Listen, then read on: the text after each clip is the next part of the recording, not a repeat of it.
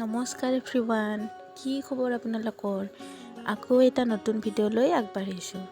যিহেতু বিএডৰ ইণ্টাৰ্ণশ্বিপ 17 এপ্ৰিলৰ পৰা আছে, চ' আমাক 16 এপ্ৰিলত কলেজৰ পৰা এখন এপইণ্টমেণ্ট লেটাৰ দিলে আৰু 17 তাৰিখে আমাক 9টাৰ আগত উপস্থিত হ'ব ক'লে।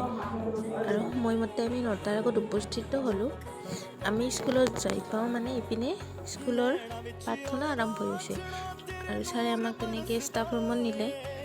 তাৰপিছত আমাক ক্লাছ কৰিবলৈ দিলে আৰু জীৱনত প্ৰথমবাৰ শিক্ষক হিচাপে শিক্ষকতা কৰি তাৰপিছত আমি জিৰণিৰ সময়ত সকলোৱে ঘৰৰ পৰা নিয়া লঘু আহাৰ খালোঁ আৰু এনেকৈ হাঁহি ধেমালি কৰি কেনেকুৱা লাগিল সকলোৰে মন্তব্যখিনি শ্বেয়াৰ কৰি আছিলোঁ।